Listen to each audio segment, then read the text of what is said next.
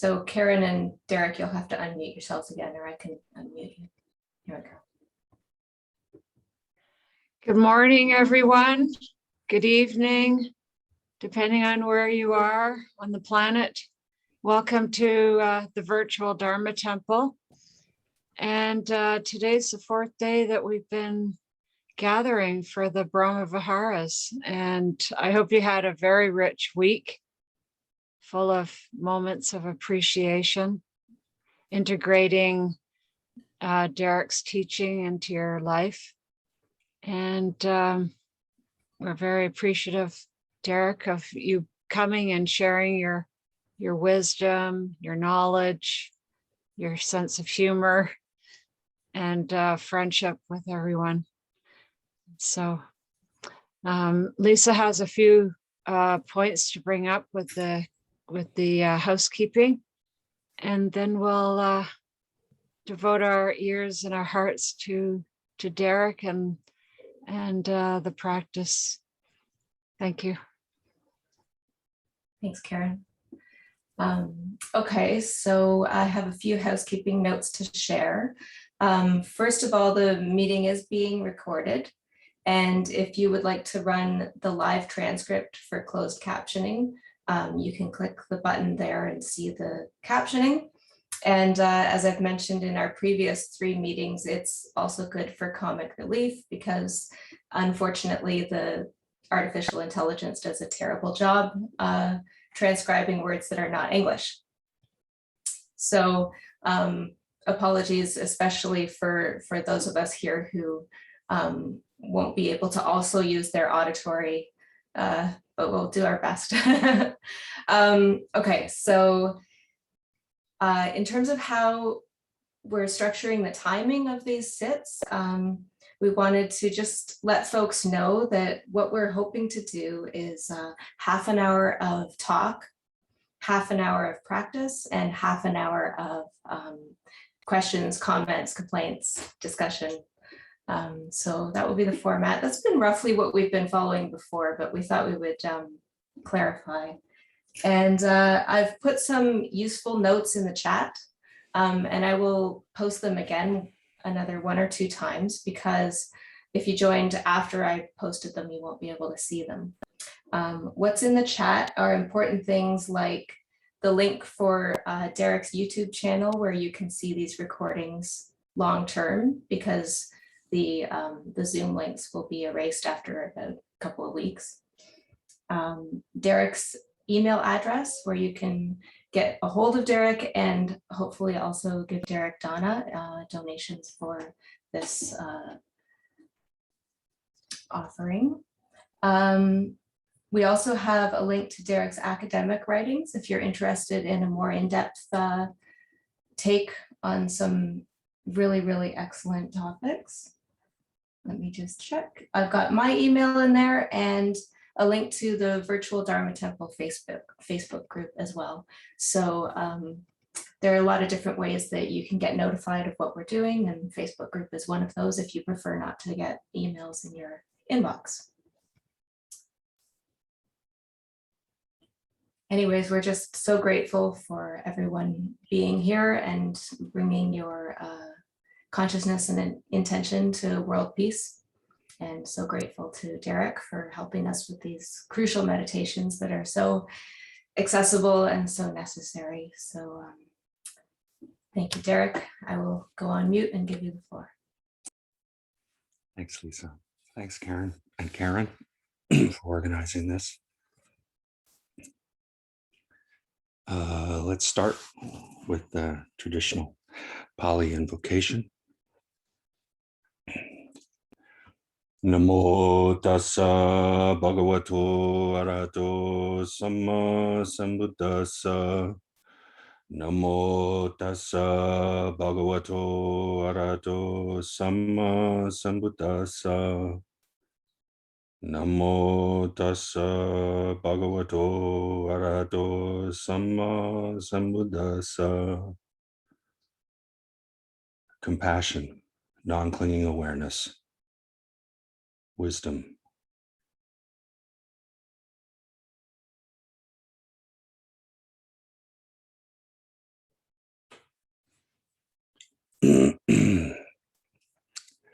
So today we'll be practicing together the fourth of the Four Immeasurables. And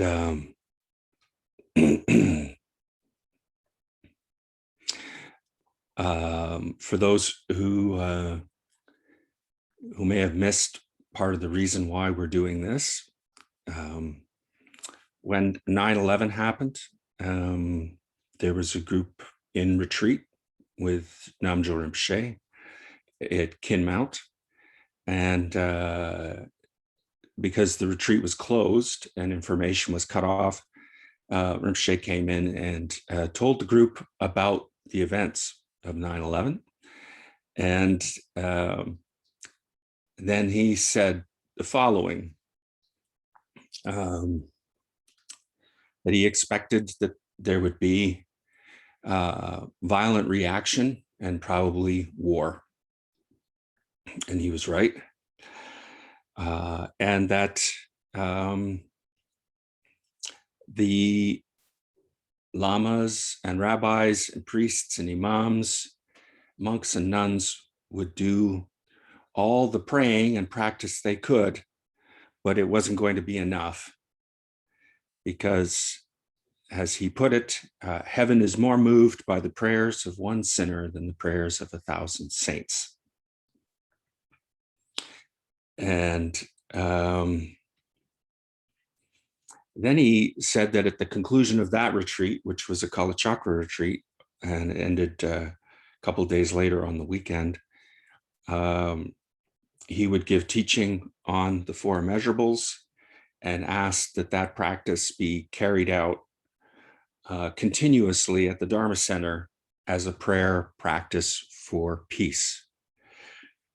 And he said, this is creating the field of merit, the field of peace is with this practice. And as those of you who were there for that weekend, he also gave the empowerment of Maitreya, which happens to be the image on the Thangka behind here. And then different people took on the responsibility, and some of you were there. We carried on those the practice of the immeasurables for the Brahma Viharas, as they're also known, for I think about 6 or 7 months into the spring of the next year. And Rinpoche gave teaching on them when he was in Kinmount.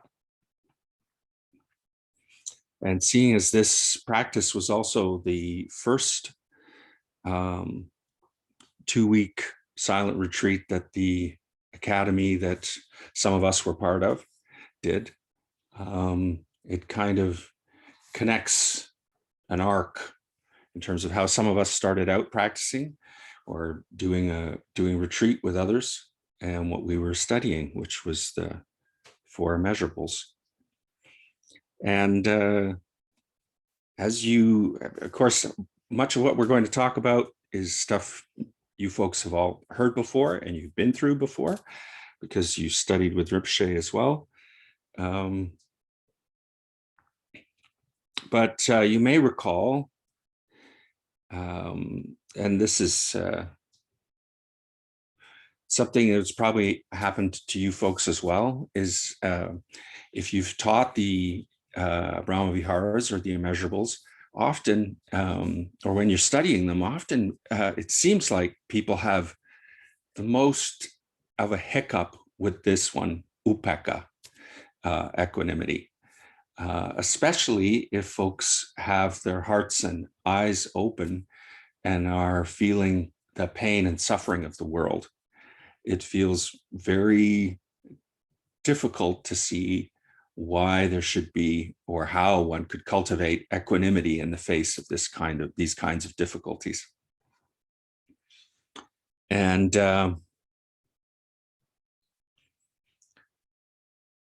when Rinpoche taught this, and if you follow, I mean, it was obviously an important topic because almost every year he did a a retreat or course on this on the Brahma Viharas, the Immeasurables.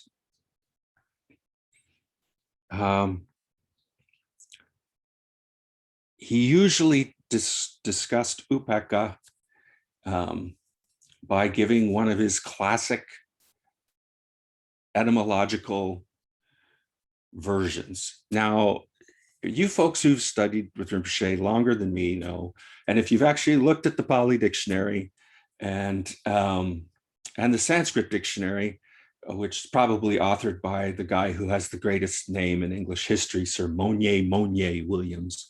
Anyway, we all want a name like that. But if you've looked at those books and then look at the actual Sanskrit Pali meanings of upeksha or upekkha, you realize one of the ways Rinpoche taught us was by taking great liberties with literal translations. He was more concerned with getting the meaning across to us of what equanimity means from the Pali, Sanskrit, than getting the etymology precisely right. And so his view was that the best way to understand upekkha was to see upa as the Indo-European root of the word up. So up or higher. And eka, he said, was really very close to ekaggata, or balance or oneness. So his preferred translation, which really hit home for me, was higher oneness, the translation for equanimity. And there was never a class he did on the topic of equanimity without reminding us that it was not hedonic indifference.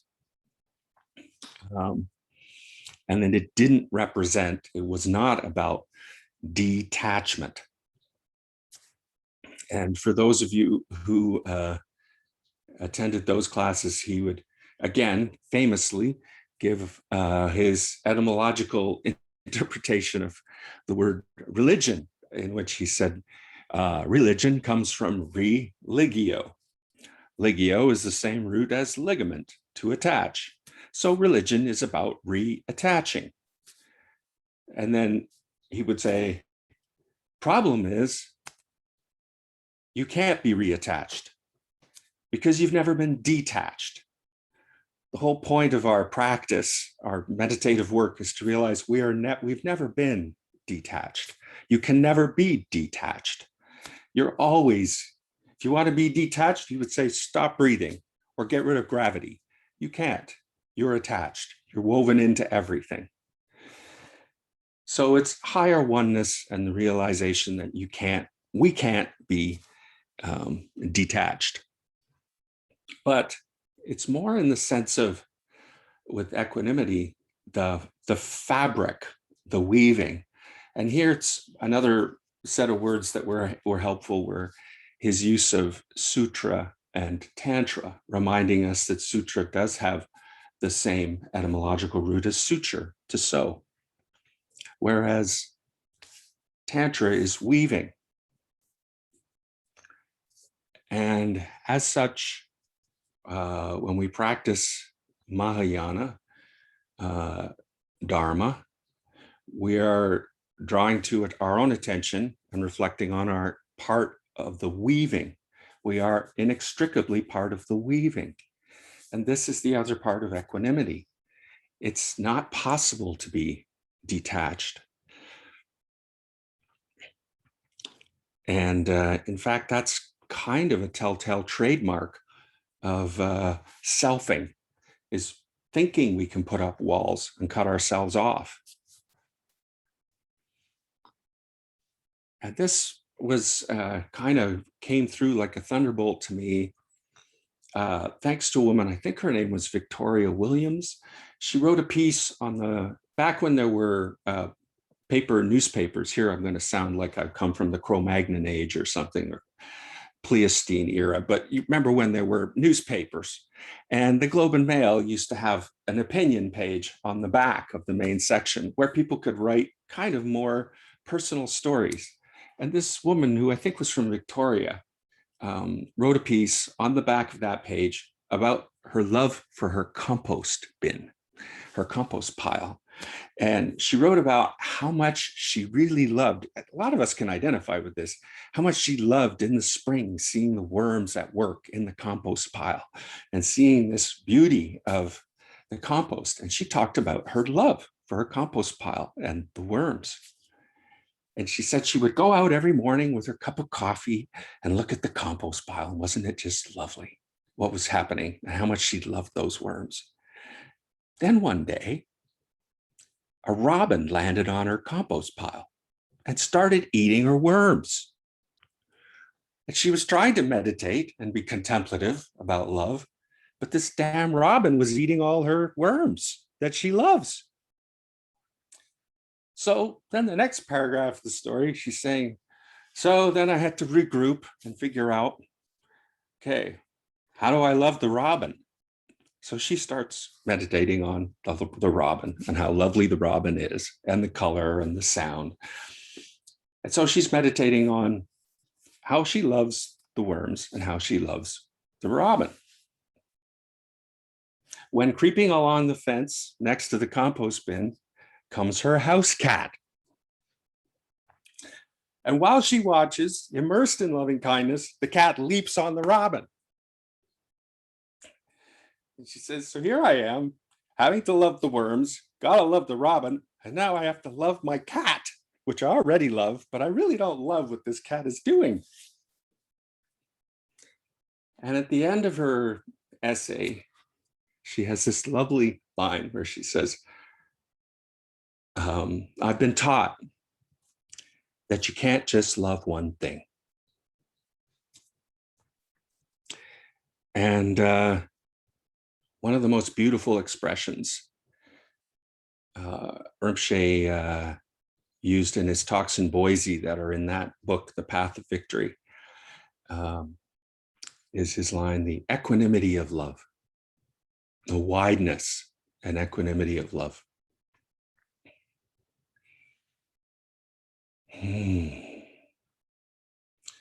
And there's, some of you know, there's a scientist in Canada, David Suzuki, who's had a huge impact on people's understanding of ecology and nature. And he once talked to CBC about who was the most influential person in his understanding of ecology and nature. And as a scientist, I think people expected him to mention another scientist, but he mentioned the influential person was Gu Zhao, a Haida leader from the West Coast. And he said it was in particular when Gu Zhao said, we don't end at our fingertips.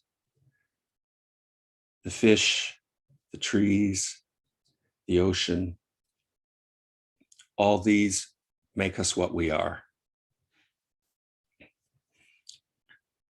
And this is, I think, this kind of weaving into everything is the essence of the feeling of equanimity, along with this key orientation Rinpoche had about higher oneness. It's really helpful. And it kind of undoes this worry about detachment. It's not a case of, and if you've studied psychology and Bowlby and healthy attachment, we can't be detached anyway. So have healthy attachment. And the critical thing, of course, for any of us who heard it, was not clinging. That was the issue. It's not detachment, it's not clinging. And not where we do the meditation on equanimity, what quietens down, the volume gets turned down, is preferring and rejecting. And that aspect gets turned down. And the feeling of being woven into everything is amplified. And that's what we emphasize.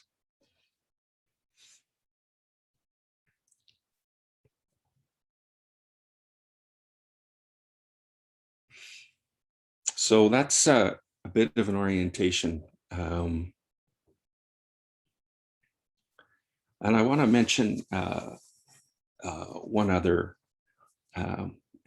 person who really influenced my thinking on this. And he was an Algonquin leader from Kittenzabi Reserve near northeast of Ottawa.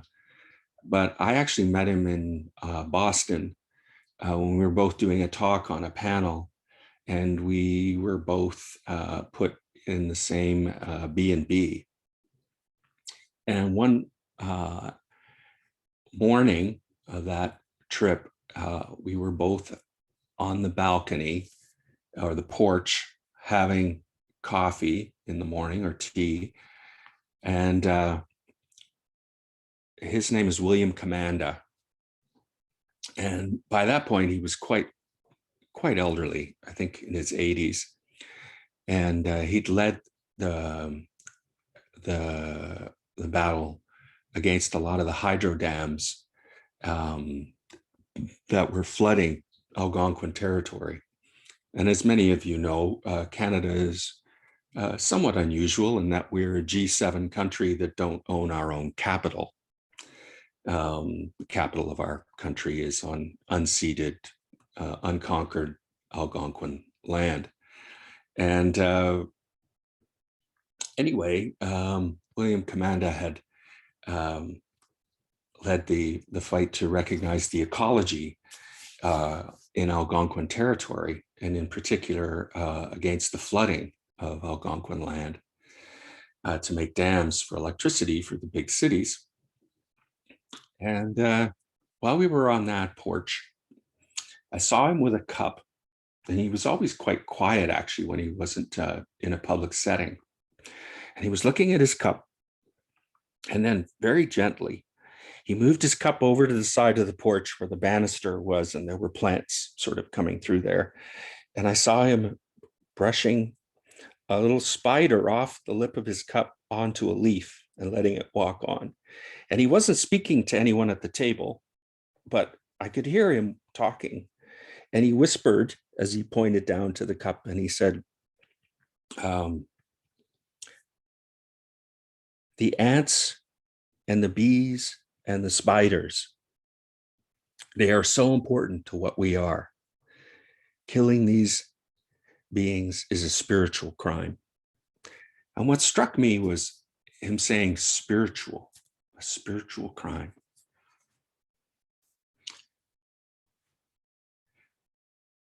It just evidenced an understanding of our interconnectedness that I hadn't encountered before in a real visceral way, you know. And I think one of the things it made me think about is how we are practicing meditation taught by an indigenous person from the kingdom, originally taught by an indigenous person from the kingdom of Magadha on the Nepal, what is now the Nepal-Indian border. And we're practicing it on lands where there have been indigenous spiritual practices for thousands and thousands of years. And so what we're doing is adding our effort to that work. We're not necessarily, we're not reinventing the wheel. One of the great lines Tulku Urgyen Rinpoche says is, it's not about enlightenment, it's about re-enlightenment. So we're adding to what's already been done and is going on.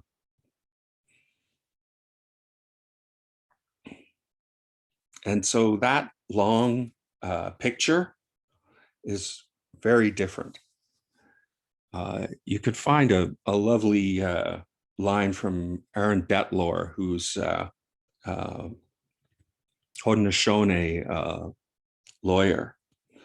And at the end of the period of time where Canada had a prime minister named Harper, and near the end of that period, when there was a lot of concern about what that prime minister was doing to the ecology, the Betlor said the Haudenosaunee Council had met and said,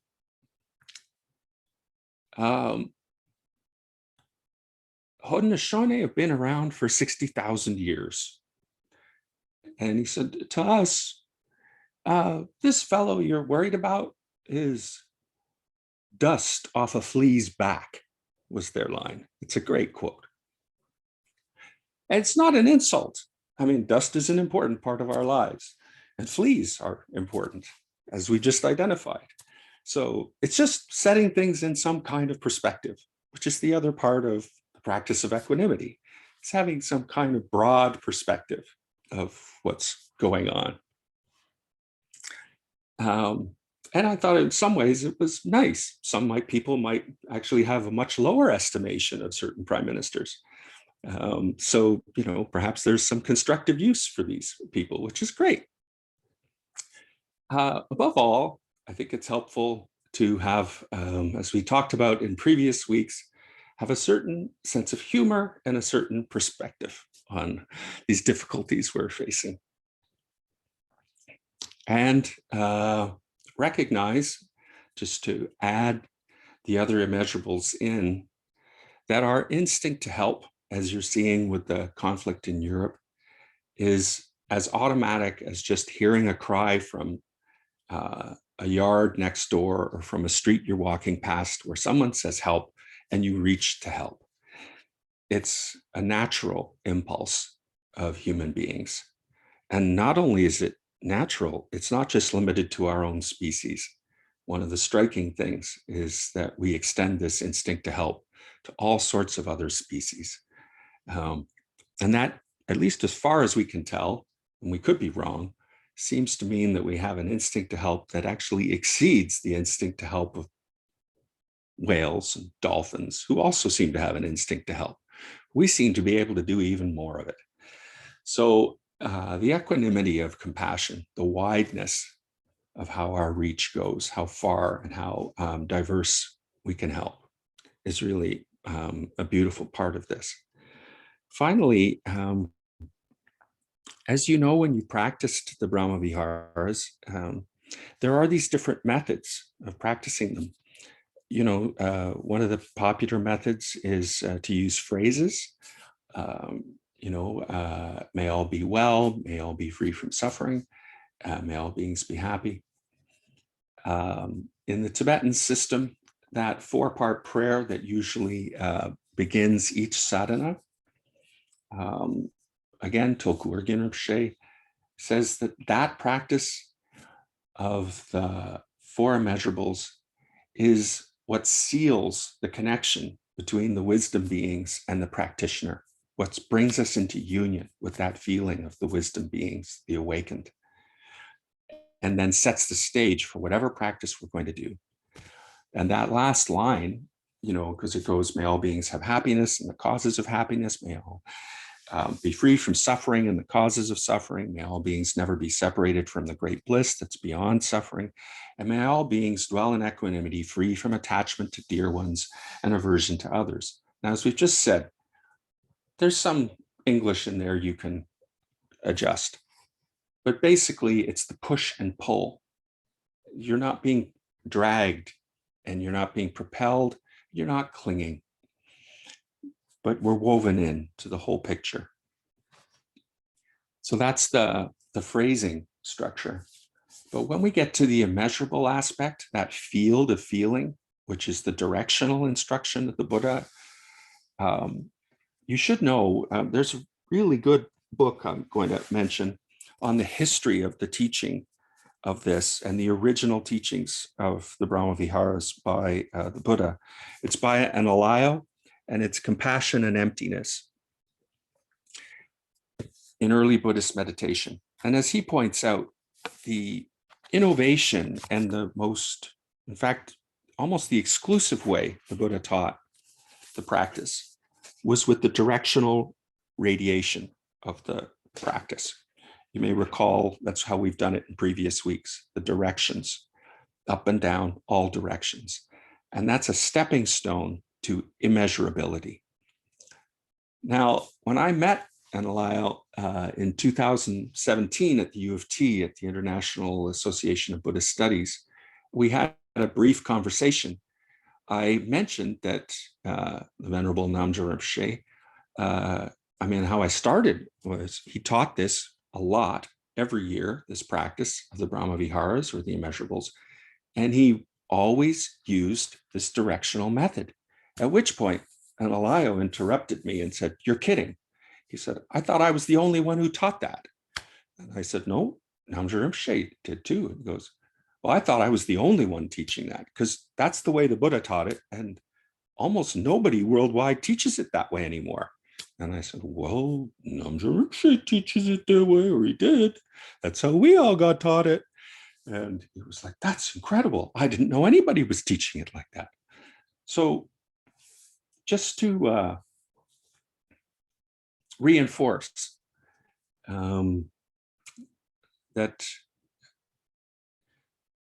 there, as we find out, as we go through and review the meditations we've been taught and we do them, cultivate them to the best of our ability with our time available, one of the things that emerges is that you've already been doing this practice. Because as you get to that stage of loving kindness, where it becomes immeasurable and it feels like a field of practice with no center and no edge, that's the equanimity. Each of these has equanimity in it. And when we get to compassion, and it's not positional compassion, it doesn't necessarily need or have an object or a subject. It's that feeling of the naturalness of the helping impulse. That's the equanimity. So in each of these, we've already, when we kind of graduate to the directional method, and the directional method delivers that feeling of the field, or we even hint or point to that in the mind, the feeling that this is a field of practice without preferencing, we're in the equanimity already. So in this one, we're going to be doing the equanimity of equanimity. So we get double equanimity when we get to the immeasurability of equanimity in this practice.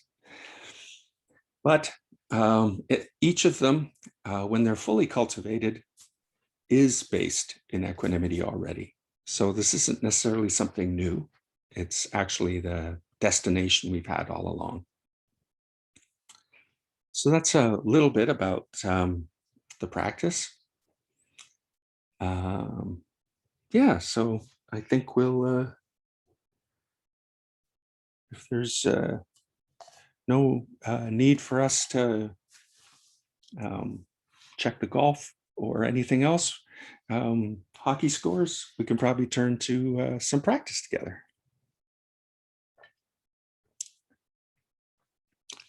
So if people, we can all compose ourselves for meditation.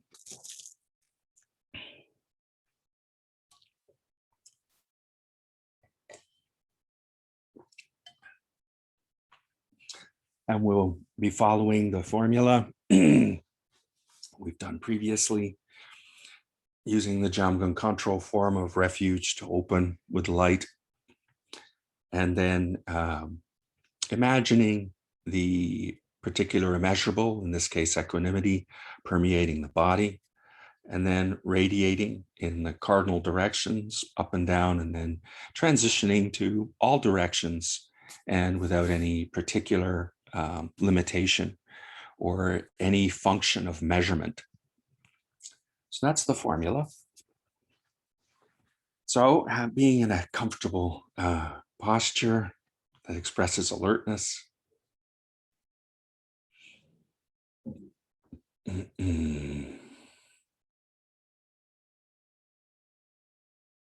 Imagine feeling light in all directions.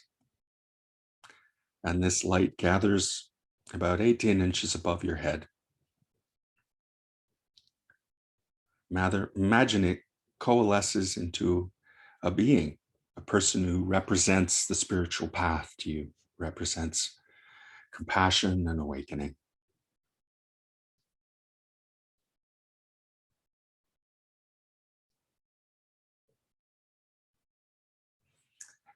Now imagine this being dissolves into light and comes down through the crown of your head, and down the central channel of your body into a pavilion of light in your heart. This is the universal light mixing with the light that identifies with your name. For in truth, they are both of the same nature.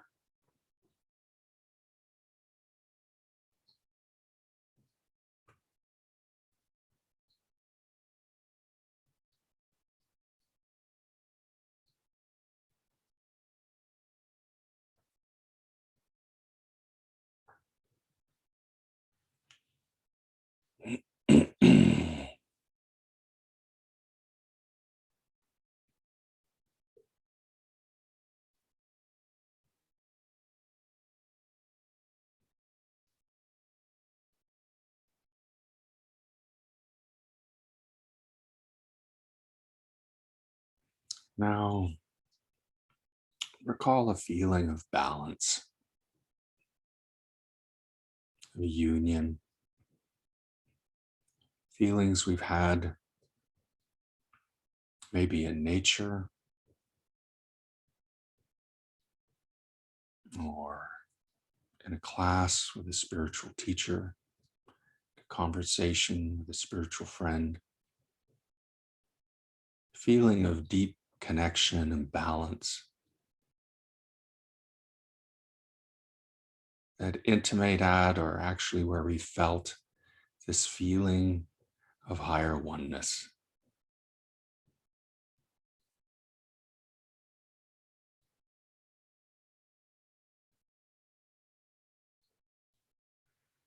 Even just this feeling of affinity we have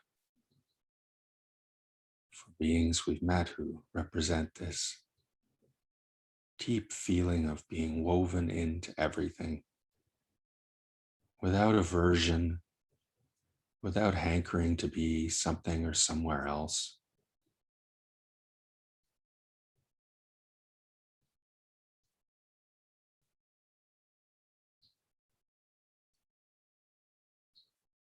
Feeling of being present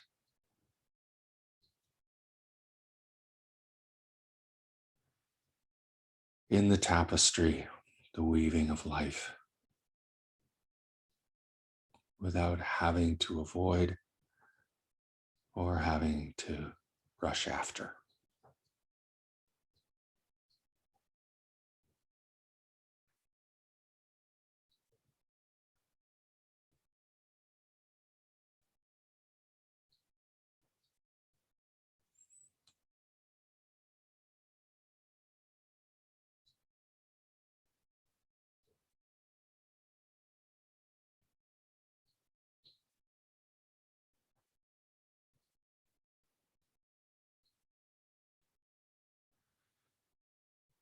Now imagine this feeling of balance, higher oneness, permeating the body, starting from the top and moving down, permeating the bones. This feeling of freedom from toing and froing. Present serenity woven into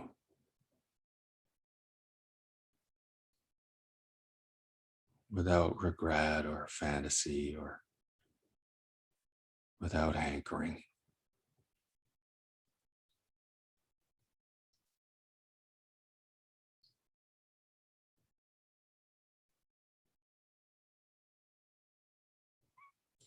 This feeling permeates the bones of the head, the jaw, and the teeth, vertebrae, which are nicely stacked like plates in the cupboard, ribs and bones in the arms and hands, hips and legs and feet.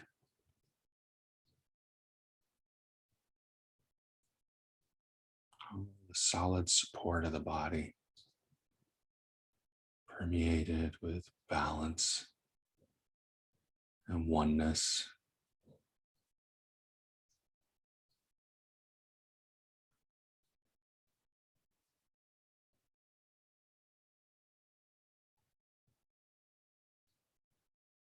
woven but not tangled or knotted.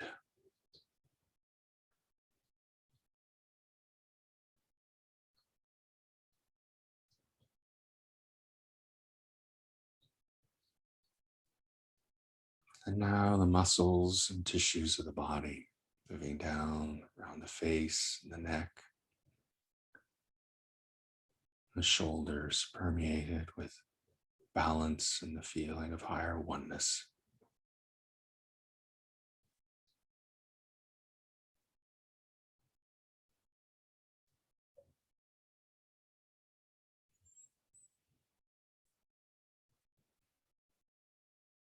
And the muscles and tissues, the flesh of the torso, the arms, hands,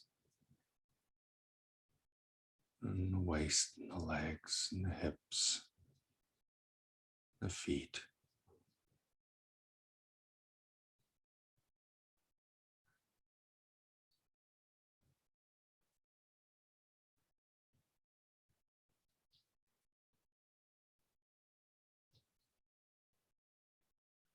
Unhesitatingly present, not avoiding, and not running after. Equanimity.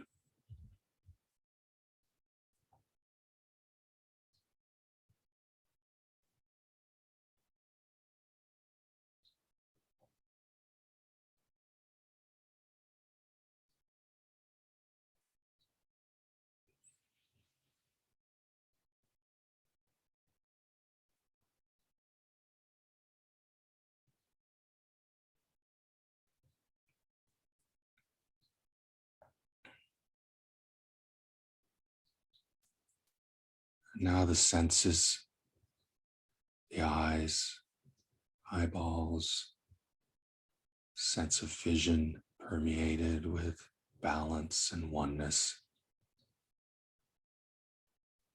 free from toing and froing, preferring and rejecting.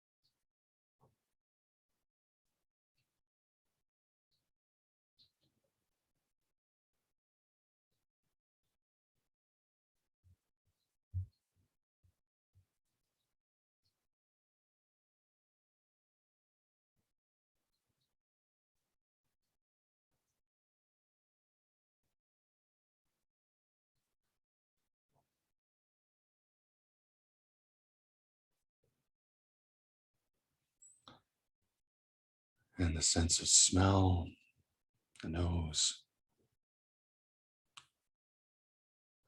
peaceful and serene, permeated with equanimity, not recoiling and not anchoring.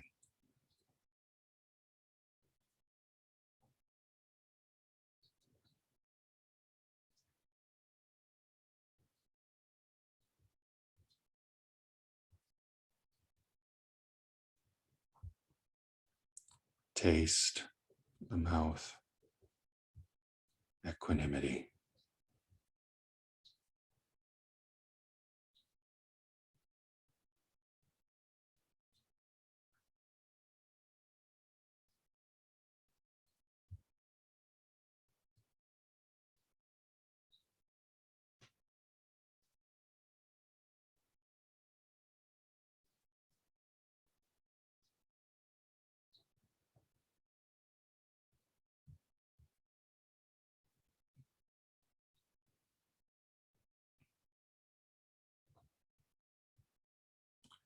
The hearing,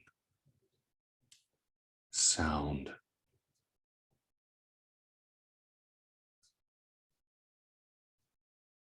feeling of freedom from pursuing and rejecting permeates the hearing.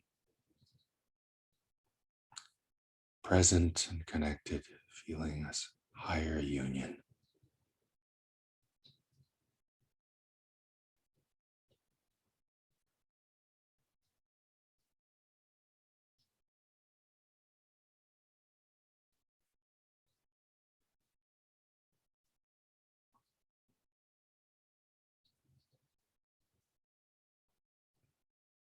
And the skin, sensitivity to pressure and temperature, contact. Contact feels woven with everything. Higher union. Free from preferencing or rejecting.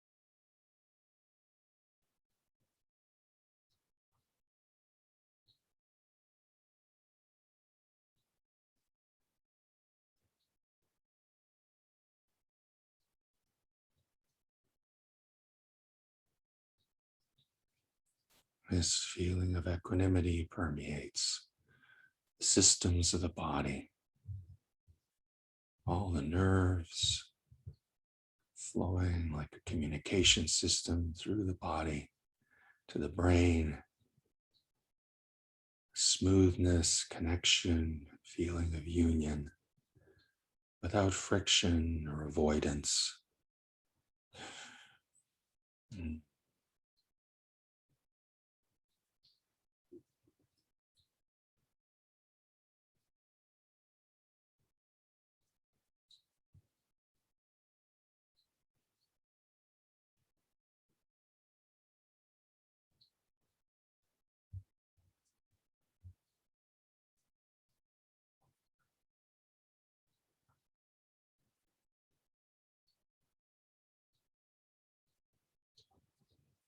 And the rivers and streams of the body,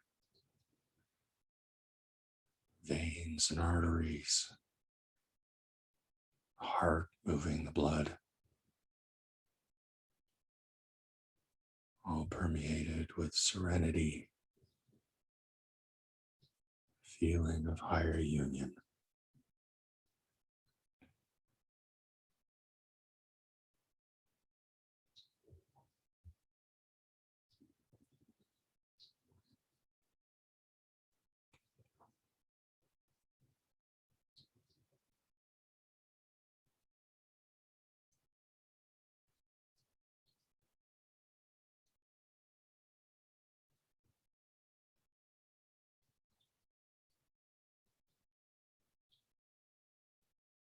Digestion, the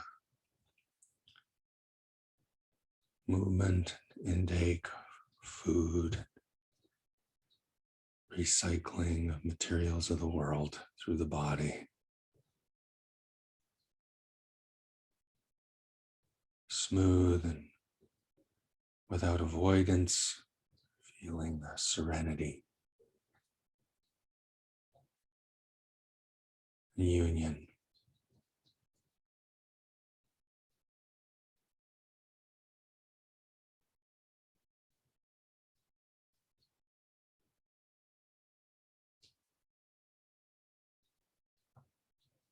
And the breathing,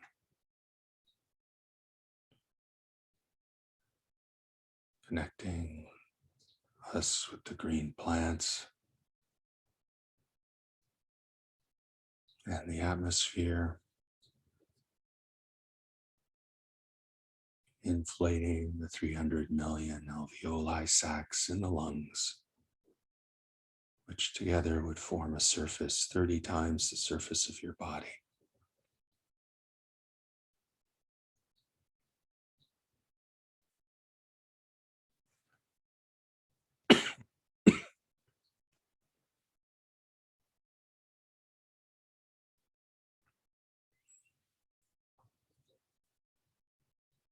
and equanimity in the breathing.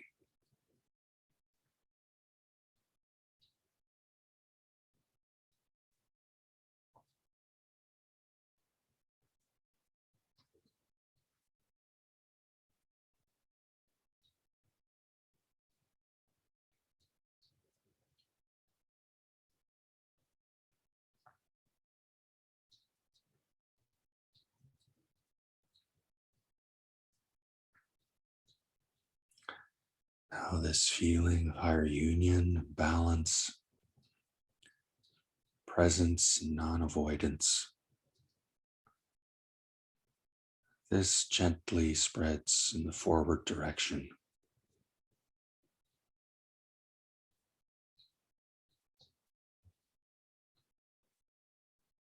This feeling of wovenness, the fabric of all that is.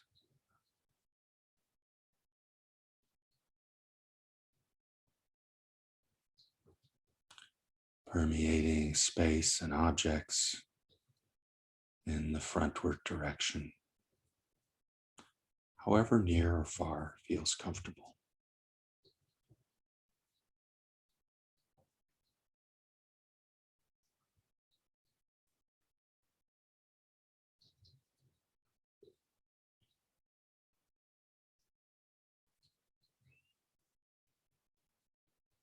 If objects, beings come to mind, plants, animals, forests, lakes, elements, dogs and cats and people,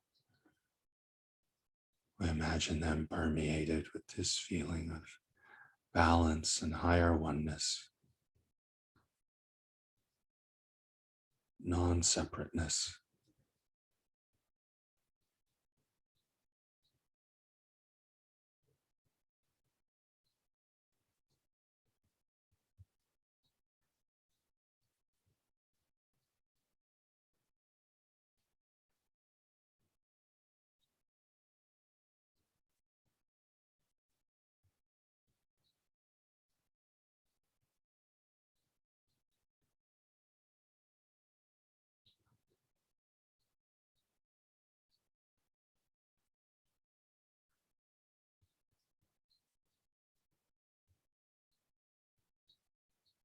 Now moving clockwise, this feeling radiates to the right, permeating objects and space as near or far as feels comfortable. With upaka,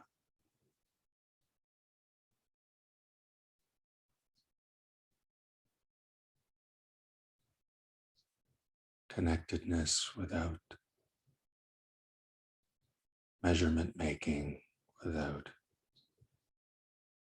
clinging or rejecting.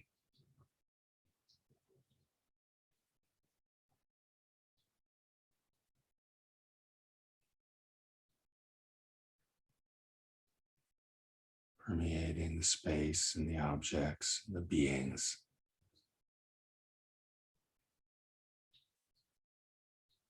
Insects and birds and fish, plants, sky and earth, water, higher oneness.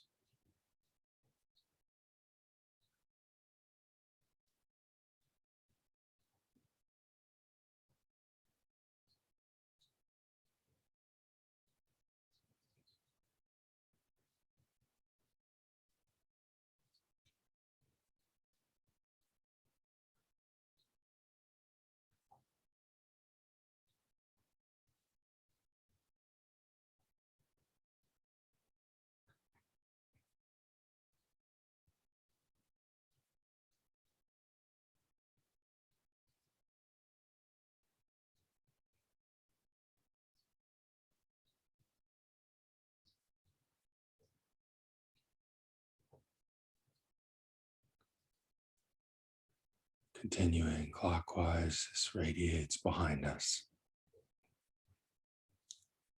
permeating space and objects.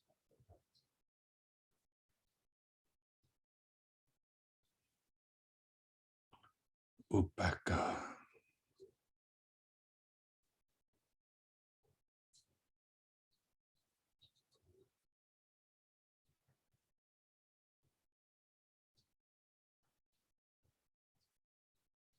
Wovenness, presence, non-avoidance.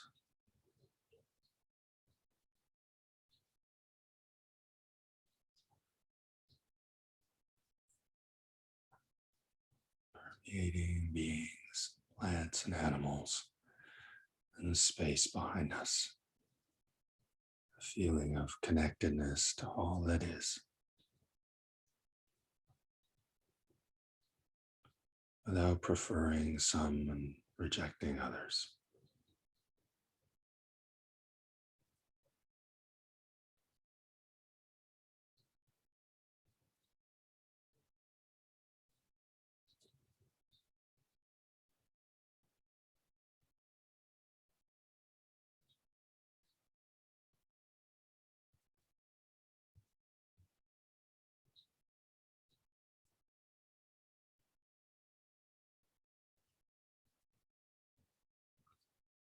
Out to the left, equanimity, higher oneness, permeating space and objects. To the left, upekkha.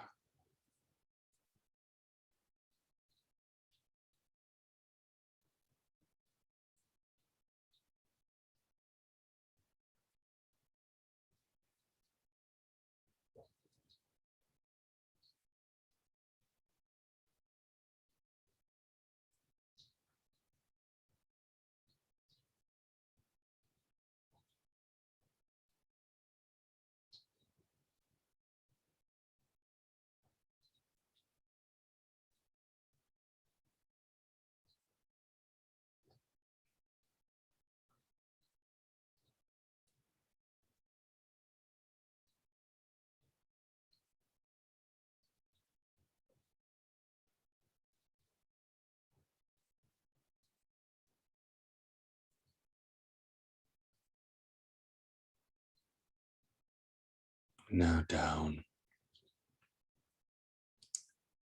this feeling of oneness, connecting with the soil, and water table, insects, and mushrooms and roots and space, and whatever is beneath, as near or far as feels comfortable.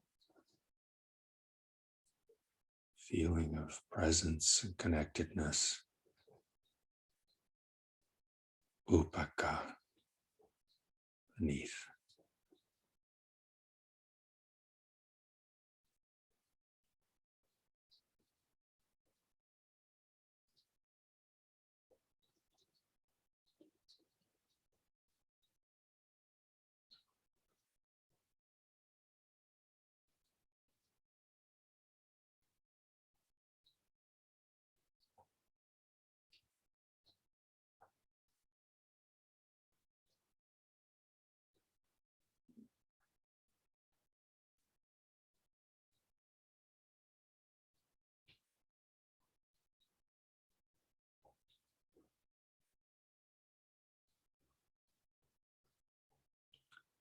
Now radiating up, space above, whatever beings, objects are in the space above. Phenomena permeated with higher oneness, connectedness, wovenness, presence, without preferring or avoiding. As near or far as feels comfortable. Feeling of upekkha.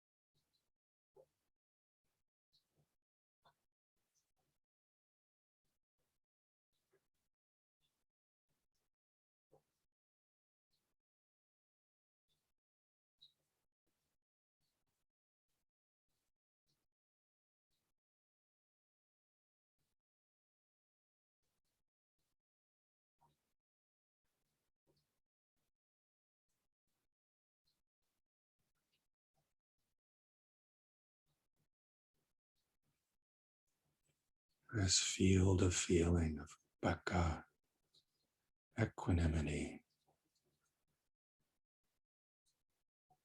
has no particular edge and no particular center.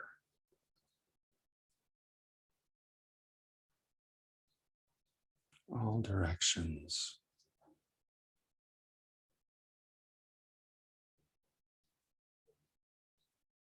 Higher oneness. A feeling of openness and connectedness.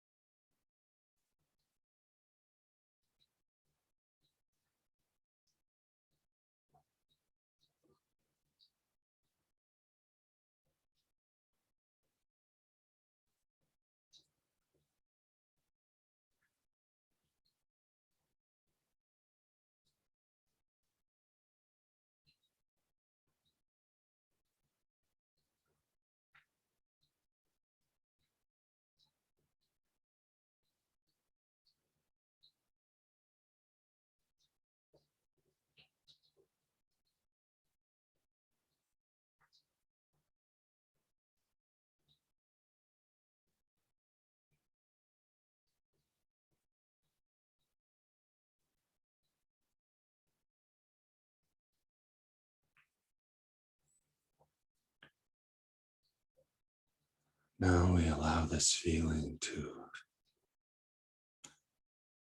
concentrate, collect, and we imagine it permeating any beings who need healing, who may be helped by a feeling of connectedness, an embrace of totality. Any places, environments, permeate them with equanimity, higher oneness, upekkha.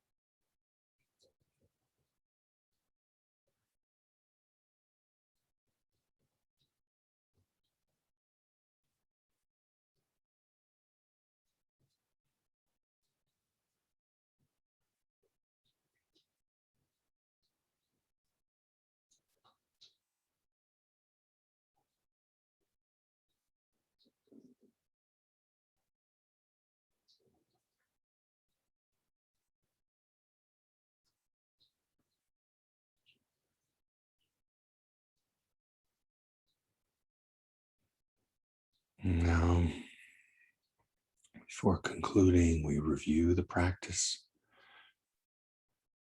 make a note of anything that stands out, and then we let it go.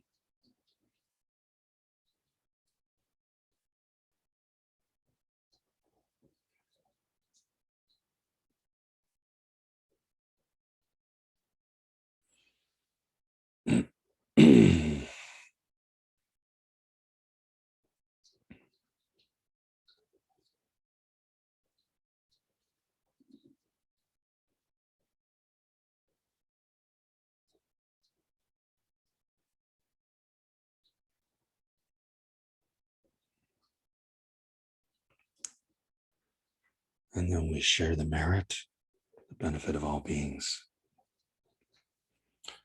using the traditional Pali. Idam te punyakamma aswakya motu. Idam te punyakamma aswakya motu. Idam te punyakamma aswakya motu. Sabbe Sata Sukhitantu. May all beings be well and happy. By the power of this action, may we attain awakening. Having attained awakening, may we defeat all unwholesome states. Through the endless storms of birth, illness, old age, and death, may we help all beings to cross the oceans of suffering of the worlds. By the power of this action, may all our teachers be well and happy. May they abide happily. May they have long lives. May they travel safely. May they spread the Dharma as fast as the sky. Sadhu, sadhu, sadhu.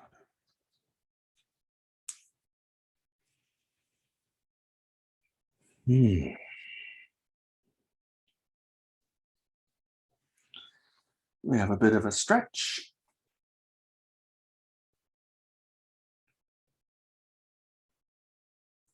And then, like Lucy in the Charlie Brown cartoons, Lisa will open the Complaints Bureau.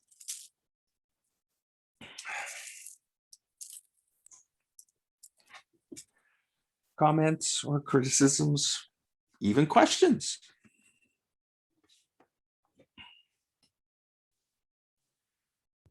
So if anybody has a question, comment, or complaint, you can unmute yourself and go ahead, or put up your digital hand if you know how. And Derek or I or Karen, if you're waiting to speak and aren't just going for it, one of us will call on you. I made a copy of all of that.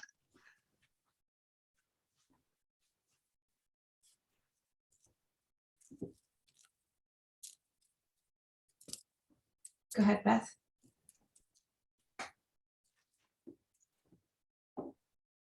Thank you so much, Derek, for that beautiful teaching. It was easy, I found, to connect to that feeling of upekkha. But what kept coming up for me, as you would say, no preference, no rejection, no acceptance. Where does discrimination come in this? Because of course we can't. Everything, Bill. Eleanor, you need to mute yourself. Oh, I apologize. I thought I was muted. Yes, so that's the question. How does one maintain these qualities and at the same time function in a concrete sort of reality, I guess?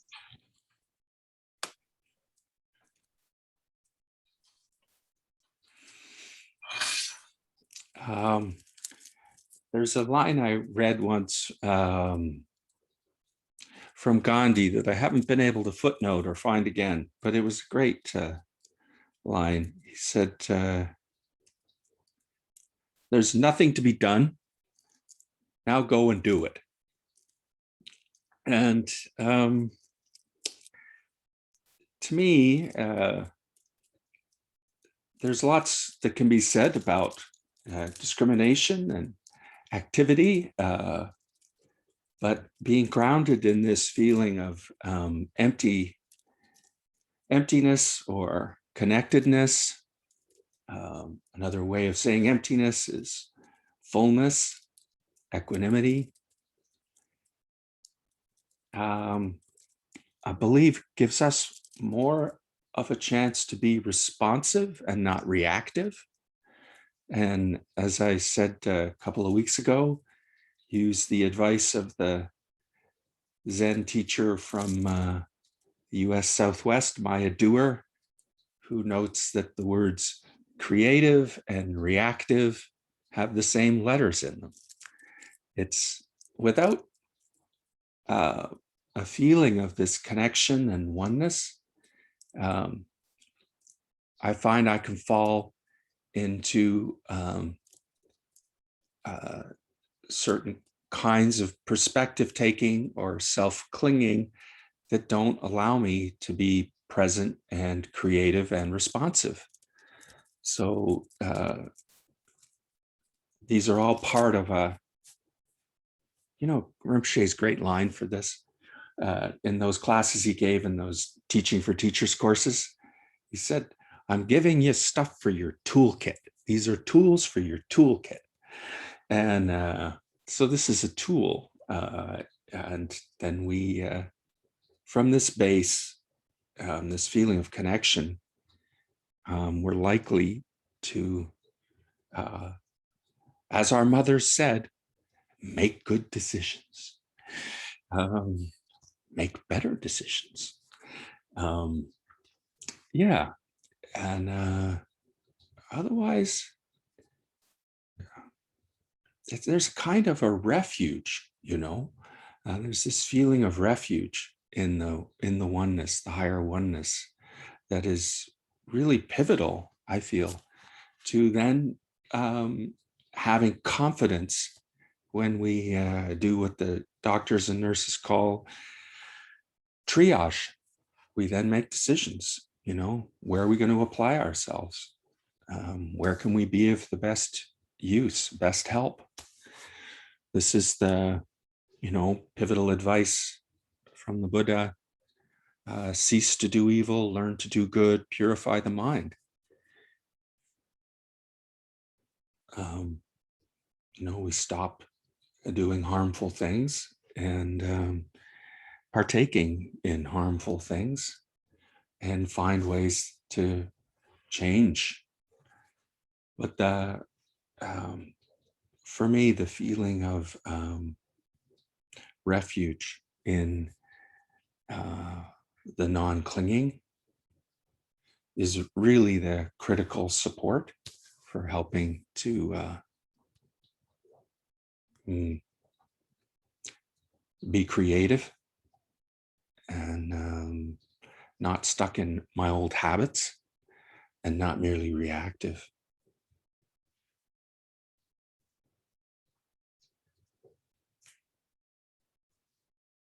Thanks for the question. Yeah. Thank you. Mm-hmm.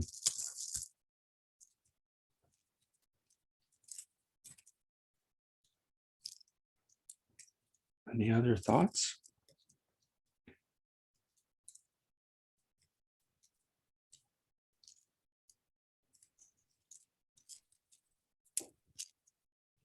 Maybe I'll jump in and just say it feels really restful for me, the equanimity practice.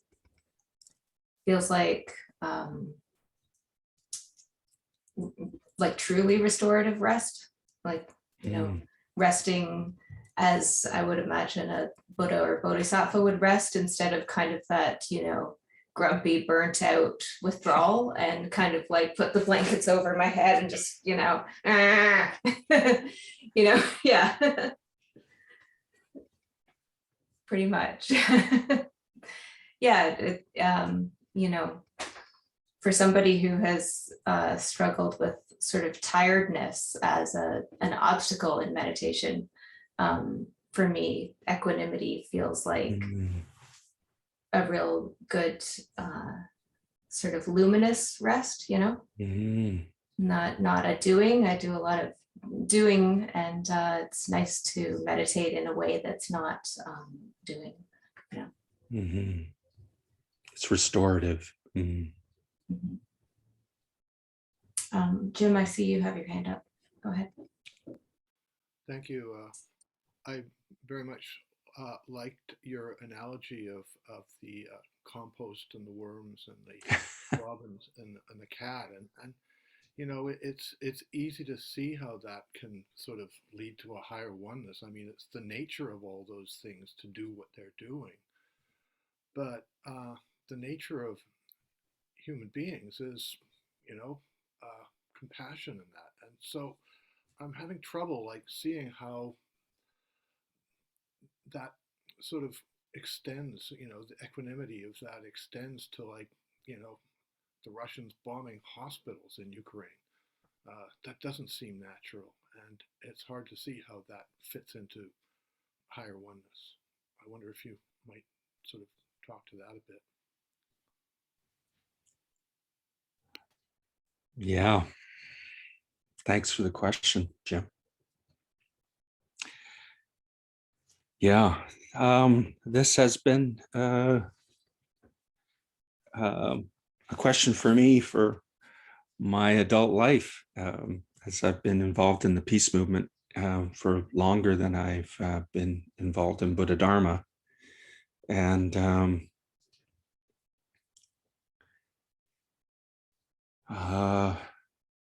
yeah, the patterns of ignorance and then responding with clinging to hatred, aversion, greed, and just really, really wrong view are really difficult. And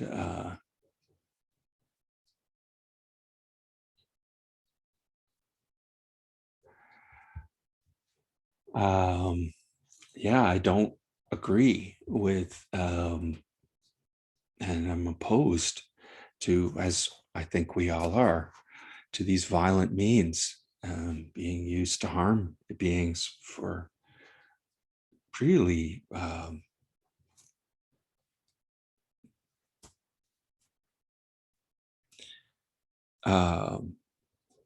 numbingly ignorant and wrong, harmful motivations.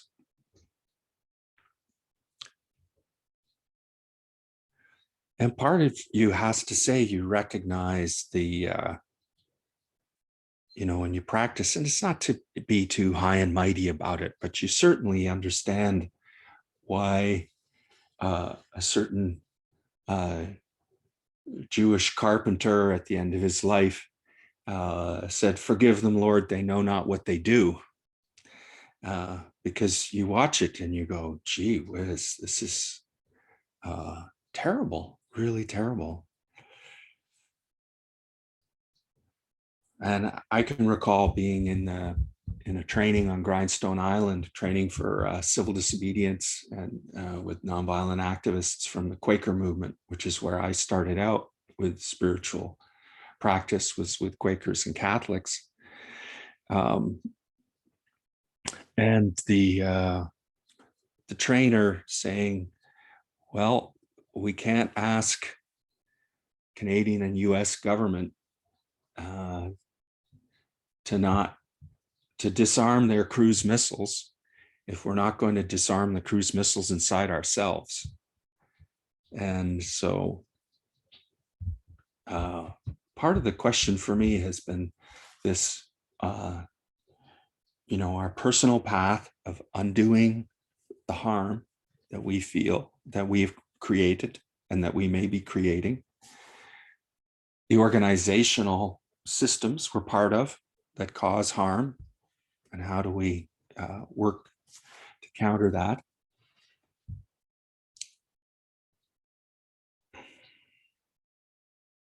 And also identifying with and cultivating this big love. I really like the fact that Lama Yeshe, a fantastic teacher from the Gelugpa tradition, used to give out black and white photos of himself with scribbled in Sharpie across them, big love. And what a great slogan. And for me, the challenge is bringing my meditation effort the same kind of work and having the same kind of confidence and effort in my meditation, in our meditation, as I do in the activist groups I'm part of and the political work. I think these things have to go hand in hand. And equanimity is not in any way saying that any of the wrongdoing and harm is okay. It's seeing it as present, but it's not saying that this is all right. And it's funny because one of the things I think I was most struck by one morning in a class with Rinpoche was one of the people who'd come up from Toronto said to him after he'd given a class, he said, well, the person said, well, you strike me as very idealistic. And he turned around and he goes, idealistic? He said, I'm the realist. He goes, everything I'm telling you is realism.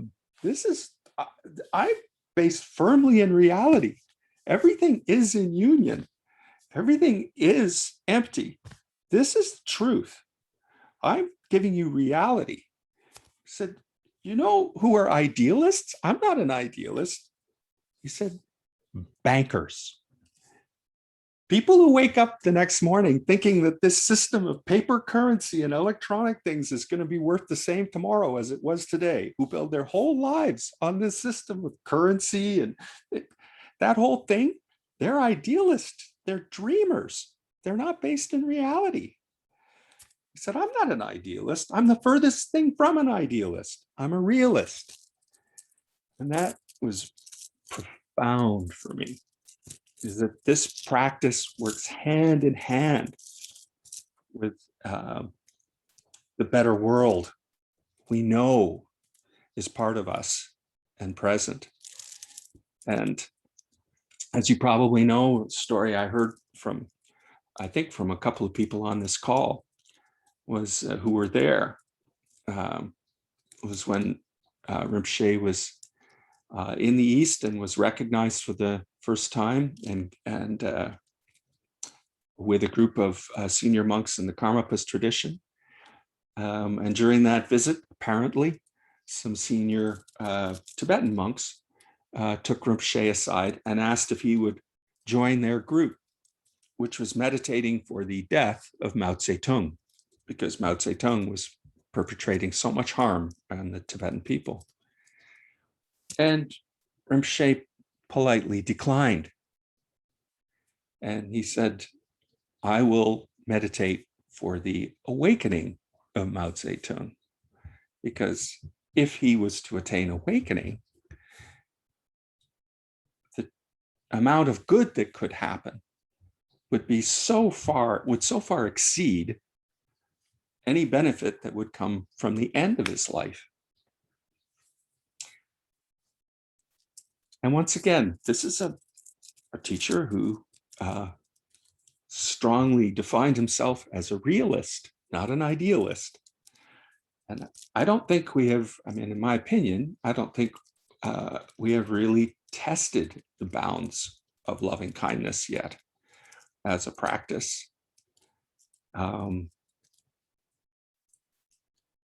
The book that changed my life and got me into activism was by James Douglas, a Christian preacher who started a nuclear protest group in, I think it's in Bellingham, Washington. I believe he and his wife Shelley now run a Catholic worker house in Alabama. But during the 80s, when there was a Trident nuclear submarine base on the West Coast, they bought land next to the submarine base and went regularly and talked to the submarine workers about the danger of nuclear annihilation. And Jim, who's a very beautiful writer and disciplined meditator, wrote about what he felt the complementary practice had to be. He said, what did Christ discover in those 40 days in the desert? He writes in this book, Lightning East to West, which is about his experience working to try and convert factories that make nuclear weapons to peaceful production and to try and change the American attitude around nuclear weapons.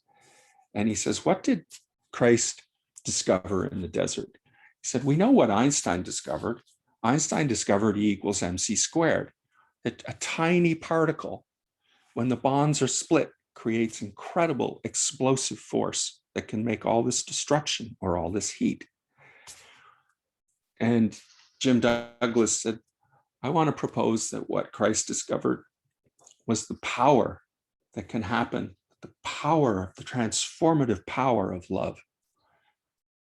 That human beings can create enormous power of love to change the world for the better.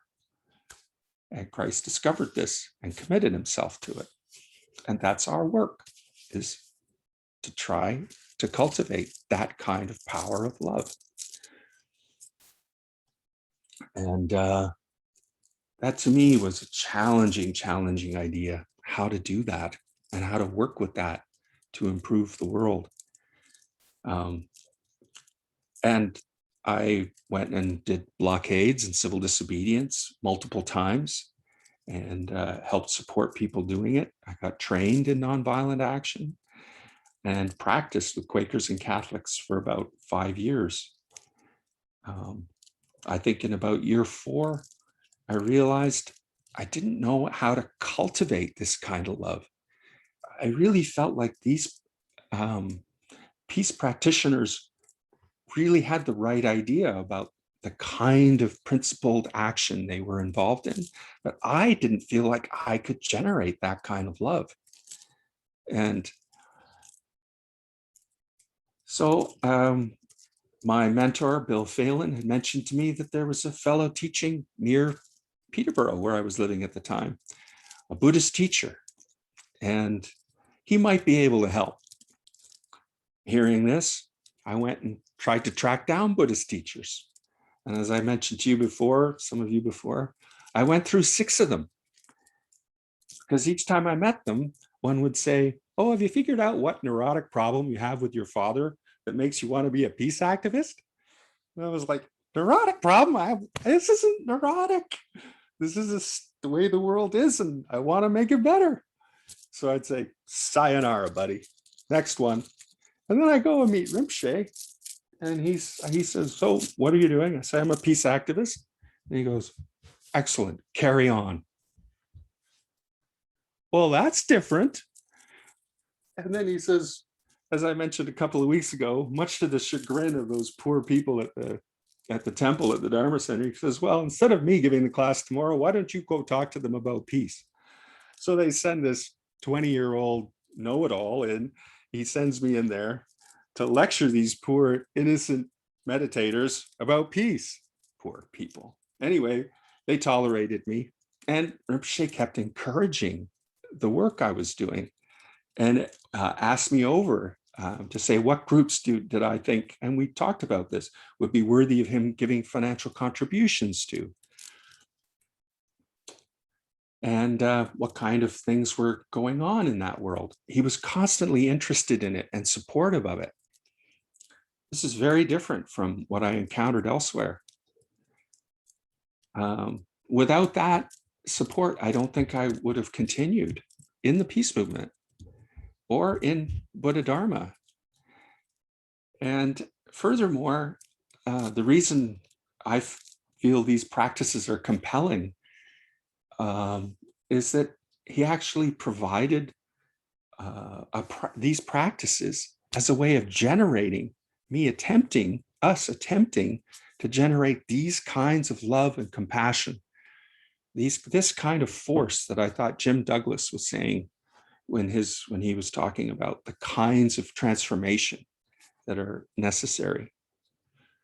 And as you know, I mean, when we practice, it develops this kind of confidence in this work that this is, for me, encountering this work was the first time I felt like there was something we could do meditatively that is strong as we can do on the barricades and, in the protest movement and in building new communities and starting community gardens and community markets and localizing food and all the things that we'll have to do to make the world more sane.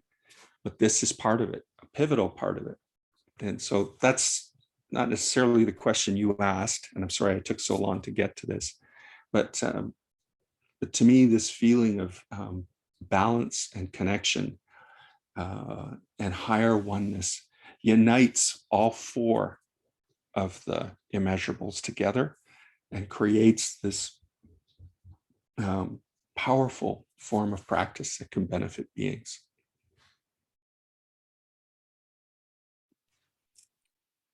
Thank you for a wonderful answer to an almost unanswerable question. Thanks, Jim.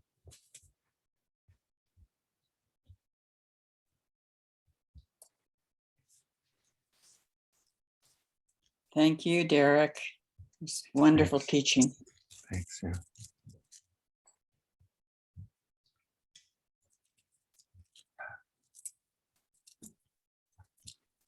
I should probably say I was at that class that Derek gave, and Derek, we're still tolerating you. Thank you very much.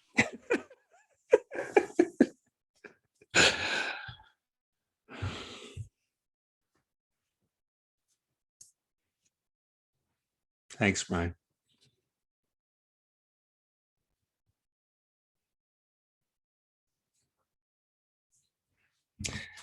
I'm going to make a pitch for something that was transformative to me about, I don't know, it was about 15, almost 20 years ago, I read, and it's a really powerful book called The Altruistic Personality. And it's by a husband and wife team, Samuel and Pearl O'Liner. And it's their psychological analysis of rescuers, bystanders, and the people who turned turned Jews over during the occupation of Nazi Europe. And they do a considerable, they did, I think, almost, not quite, but close to 1,000 interviews post-war. And what they particularly focused on was what types of people became the types of people who risked their lives to help others. And as we've discussed, there is a natural impulse to help. But under conditions of stress and danger, it becomes harder to make that sacrifice. And what was really interesting was that in particular, what they found was the development of what they call the extensive feeling of connection is really important for the impulse to help. And anyhow, developing this altruism is a key result of the practice of the immeasurables, the Brahma Viharas. It helps to encourage and support this kind of natural instinct and impulse to help. And so, yeah, it's anyway.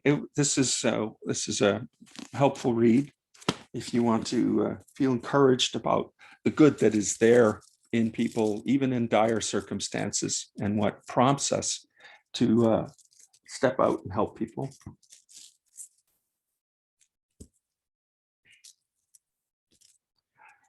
So we come to the end of our period of time. I don't want to hold people too long. I know wherever you are, you probably have to go and have lunch or breakfast or whatever it is. And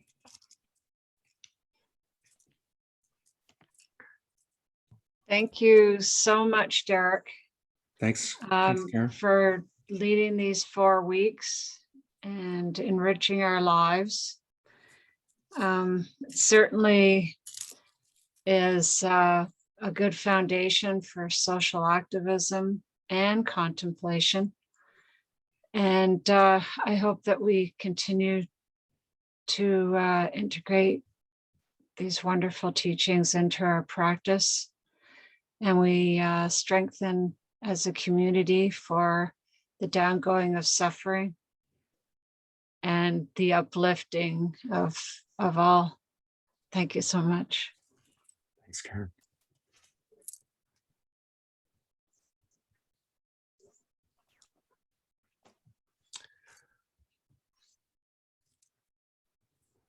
Okie dokie. I have a Well- question. I have a question. Is my screen frozen? And the question is, how busy are you, Derek? Because I know you'll say very, but because this has been so helpful and inspiring for everyone, and because one of the virtues of Buddhist teachings are that there are a lot of good and uplifting topics to tackle, would you feel like continuing this series on maybe some topic like the paramis, or maybe another worthwhile topic of your choice? I'm sorry to put you on the spot like that.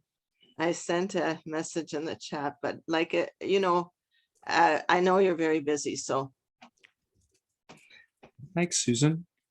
As some of you know, I'm working currently on a lawsuit, and that's using up a lot of my time, Inuit against Canada, for the destruction of their language. And there's a couple of other projects as well that I'm trying to get completed, including writing about this topic for my schoolwork. And so I think what I will say is, I know from my current schedule, I'm sorry, but I probably won't be available for a period of time now, as I have to work on the other thing I mentioned, and I'll have to be traveling for that. But I think a topic that maybe the group might want to work on, and I mentioned it last week, I think, is that in the kind of laundry list, all the lists of the 10s and the 5s and the 4s and the thises, Rinpoche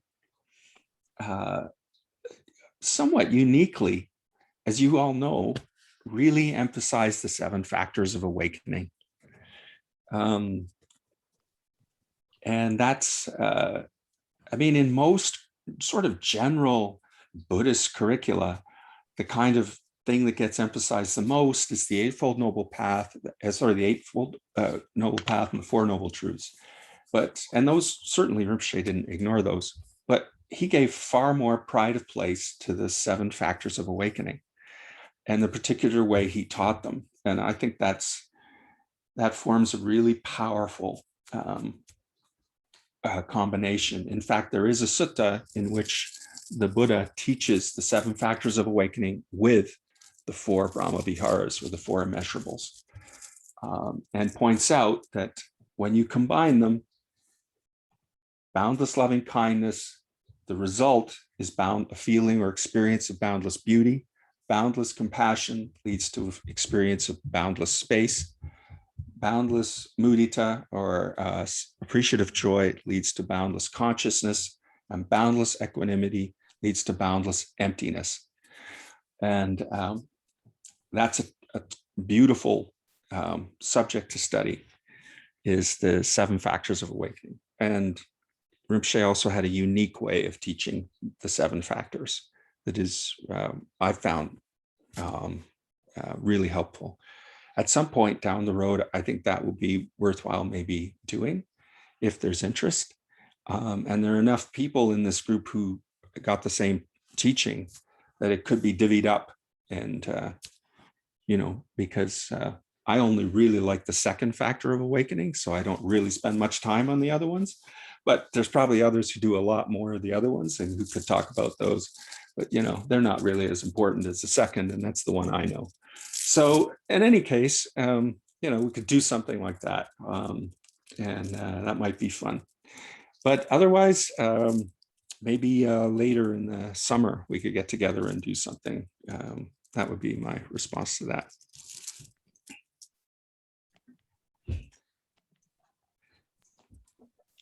Can I just say one more thing here, Derek? Apparently, studies have shown that people remember less than 10% of what they hear and what they see, but they remember 85% of what they teach. So you're going into a time of turmoil and challenge. So may the benefits of teaching this to us sustain you in equanimity and what you have to face. Thanks, Susan. Okie doke. Well, have a good weekend, folks. Thanks very much. Thank you, Derek. Thank you very much. Hey, Thank you, thanks Derek. a lot. Nice to see you. Thank you, Derek. Okie dokie. Bye for now. Stay well and happy, everyone. Cheers. What a gem. Yeah. Karen is not looking particularly She pretty, looks but she's okay. surviving. Yeah, she looks okay.